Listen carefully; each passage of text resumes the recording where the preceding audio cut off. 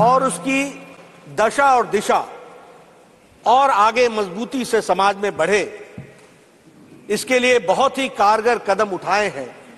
और उसी कदम में यह कदम भी एक बहुत महत्वपूर्ण कदम है, जिससे नारी का सशक्तिकरण होगा और नारी को ताकत मिलेगी।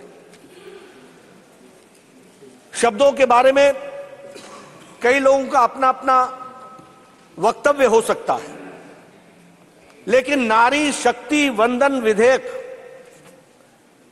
ये नारी शक्ति वंदन, यह शब्दावली ही अपने आप में हमारी सरकार की, हमारे प्रधानमंत्री जी की और हमारे समाज में महिलाओं को देखने के दृष्टिकोण को स्पष्ट करता है और एक दिशा देता है। सभापति जी, मैं यहां यह भी कहना चाहता हूं कि हम सब लोगों के मन में कुछ धारणाएं बन गई और वो धारणा यह बनी है कि जैसे हम महिलाओं पर कोई कार्य कर रहे हैं तो कुछ एहसान कर रहे हैं। अगर हमने महिलाओं के सशक्तिकरण के लिए कुछ किया तो हम कुछ ऑब्लाइज कर रहे हैं। मैं यहां स्पष्ट करना चाहता हूं कि भारत की संस्कृति में महिलाओं का बहुत बड़ा स्थान रहा है। ये हमारा और आपका नहीं, ये हमारे पूर्वजों ने, हमारी संस्कृति ने महिलाओं को जिस तरीके से समाज के में प्रतिस्थापित किया, वह बताता है कि हमेशा ही हमारी संस्कृति में महिलाओं का स्थान उज्जवल रहा है।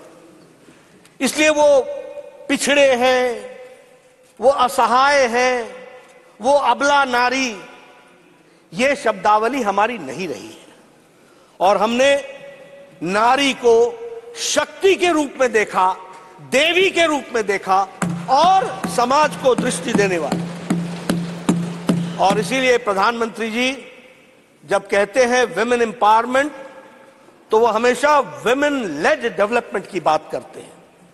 और उन्होंने G20 में भी दुनिया को बताया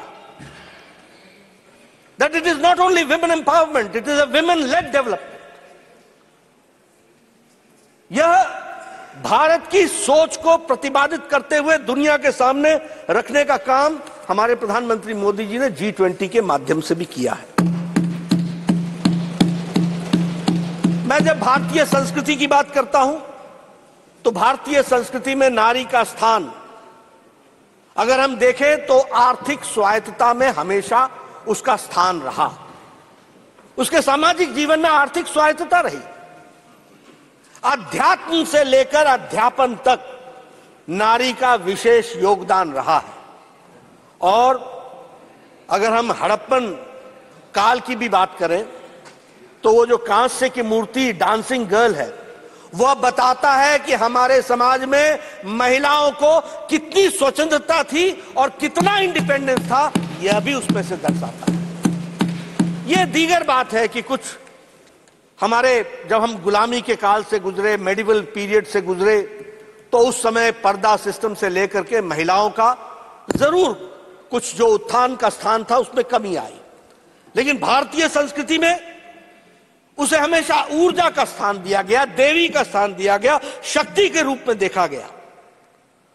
और हमारे यहां शब्दावली भी वैसी है, गौरी शंकर, गिरजा शंकर, भवानी शंकर, सीताराम, राधे श्याम। अब हमको दुनिया समझाए लेडीज फर्स्ट, ये हमारे साथ एक तरीके से मजाक नहीं तो और क्या है। हमारी संस्कृति को समझने की आवश्यकता है।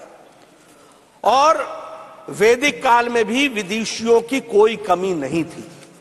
वैदिक काल में भी अगर हम देखें तो अगर जब शास्त्रार्थ आदि शंकराचार्य जी के साथ जब मंडन मिश्र जी का हुआ, तो आप जानते हैं उसमें न्यायाधीश कौन था? उसमें न्यायाधीश मंडन मिश्रा जी की पत्नी उभय भारती थी। यह भी हमको ध्यान में रखना चाहिए। उसी तरीके से यजुर्वेद काल में महिलाओं को बराबर का स्थान दिया गया और कहा गया कि राजा अगर न्याय प्रेमी है तो रानी भी न्याय प्रेमी होनी चाहिए, इतनी दूर की सोच रखी गई थी, यह भी हमको ध्यान रखना। उसी तरीके से 4th सेंचुरी में, 4वीं सेंचुरी में प्रभावती गुप्त, जो इंडियन हिस्ट्री में प्रथम राज्य इन्होंने किया, वह बताता है कि महिलाओं का कितना गौरवमय इतिहास रहा है।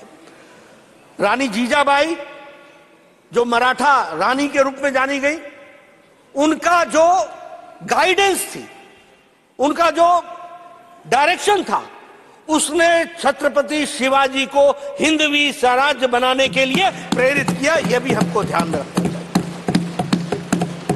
अहिल्याबाई होलकर जी को हम सब लोग जानते हैं अध्यात्म की दुनिया में, और उसके साथ साथ जिस तरीके से उन्होंने मंदिरों का नवनिर्माण किया, वह बताता है कि महिलाओं का हमारे सामाजिक और हमारे आध्यात्मिक जीवन में किस तरीके का स्थान रहा है। 1857 का हमारी क्रांति, और उसमें भी रानी लक्ष्मीबाई को हम नहीं भूल सकते, उनका नेतृत्व हम भूल नहीं सकते। और यहां हमारे संविधान सदन में जो कित्तूर रानी चेन्नम्मा जी की जो मूर्ति है, वह संविधान सदन में सुशोभित होकर के वह भी भारत की गाथा और महिलाओं की गाथा बताती है। पोर्चुगीज के खिलाफ अगर कर्नाटक के महारानी अब्बक्का ने अगर लड़ाई लड़ी, तो वह भी एक अपने आप में गाथा बताती है कि महिलाओं ने किस तरीके से हमारे विकास के लिए काम किया है।